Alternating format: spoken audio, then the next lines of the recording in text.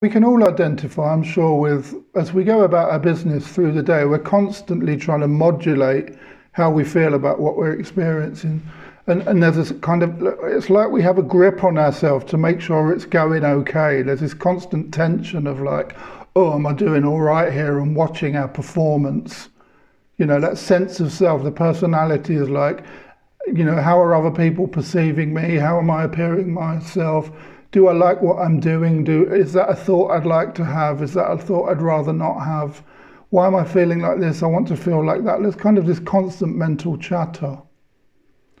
So, you know, that grip of tension, experiences where we like meditate, or we go on retreats, or we go to nice places, or we have pleasant experiences with friends, or even like intimate experiences, or buying things, or the use of substances, or eating nice food.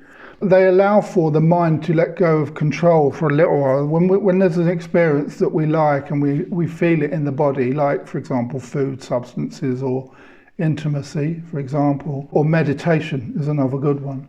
You know, we in a way, we sort of, the mind lets go as an experience of pleasure, or something, or a nicety, or the knowing of something that is much more bodily. It happens at the heart, at the center of the body, isn't so cerebral and trapped up here.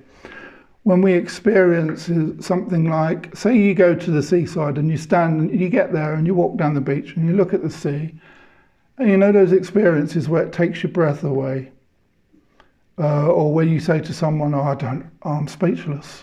You know, those experiences.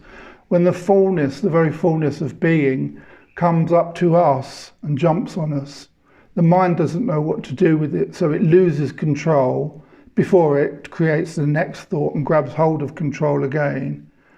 Often people say, oh, well, it will never last. This is the mind jumping in again to something that is positive, so used is it to its own negativity and its own downward burning out energy. There's energy called entropy, like the sun. Once an energy starts, it's moving towards the end of its energetic pulse. Mind is like that, can be like that, and particularly unless we've been blessed enough to have lots of positive experiences, or we cover or bring about positive experiences, even if we invest in our well-being, if we look after ourselves, or maybe we do undertake spiritual paths and they speak to us about our true nature, or we uncover the truth about our true nature, you know, we have an awakening experience or a recognition. We're set free from the slavery of self, you know, freedom from the bondage of self. We know that phrase, don't we? And the bondage, the very bondage of slavery to that sense personality, you know, it's a vice-like grip that holds a grasp on itself because it desperately wants to bring about those experiences by its own means. It wants to be congratulated by itself about the work it's done to get to happiness. When we dream, naturally, we're actually lying in bed asleep, aren't we? So there's no sense of control there. Sometimes control seems to break through into dreams, but really all the repressed stuff, all the life script stuff, the life story stuff, all the personal suppression and trauma, and events that we don't have a good attitude towards about ourselves, you know, all of that can filter in to the dreams. And, you know, really, if there is a robust sense of awareness, and if we're in deep sleep, we can have lucid dreams, really lucid dreams. If there is so much suppressed stuff, it can punch its way through into our dreams. Also, we have characters from different periods of our lives that never even met. We visit different places, and we walk around the corner of a building we knew at school and end up round the corner from where we live 30 years later.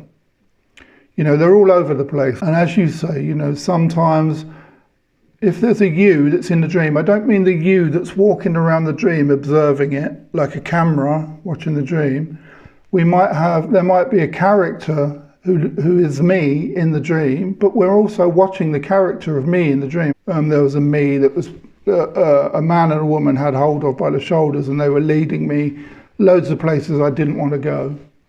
That's real symbology of repressed stuff that I was trapped by both male and feminine archetypes, and I could not be liberated. I could not reconcile them. There was an illusion of a me in between the reconciling of those two opposites, feminine and masculine. And I was trapped and couldn't get away from them, because the idea of being whole and reconciling ourselves, our past and our wounds and our light and our shadow, the idea of wholeness is the most terrifying thing of all. As the lady said in the speech that Nelson Mandela used, our greatest fear is that we're amazing. Yeah. But for the purposes of dreaming, the character within the dream is really just a symbol of that. In fact, Carl Jung said that all the characters in our dreams are different parts of our total makeup. They're not really about the people that we're dreaming about. They're different parts of who we are. And the environment of the dream, say the building, different levels, or the place in which the dream is set, is the whole self. And the things that move about it are echoes of stuff that we've known along the way, both complex and... In simple terms, just to finish, dreams really are just the way the human experience deals with all the stuff that we ignore or overlook or don't want to acknowledge throughout the day. So we go to bed and the mind vacuums itself out. It's like exorcism.